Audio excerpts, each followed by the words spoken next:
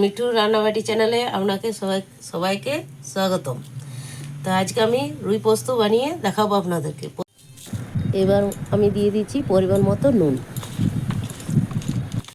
এবার আমি দিয়ে দিচ্ছি কড়াইতে তেল হয়ে গেছে। এবার আমি মাছগুলো এক এক করে দিয়ে দেবো, দিয়ে ভালো করে ভেজে নেবো। এবার মাছগুলো ভাজা হয়ে গেছে, এবার আমি তুলে নিলাম।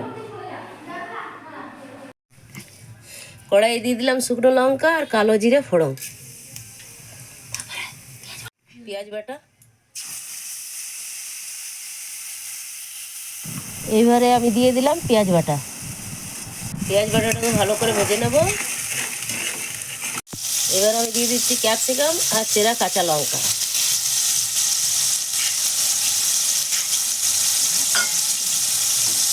এবার আমি দিয়ে দিচ্ছি পরিমাণ মতো নুন। ক্যাপসিকাম পেঁয়াজ ভাজা হয়ে গেছে, এবার আমি দিয়ে দেবো পোস্ত বাটা।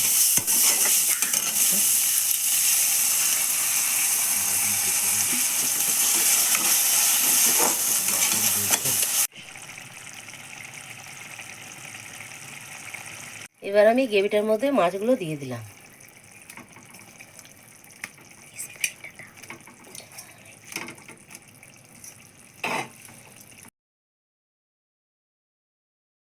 এবার আমি কাঁচা সর্ষের তেল ছড়িয়ে নামিয়ে নেব।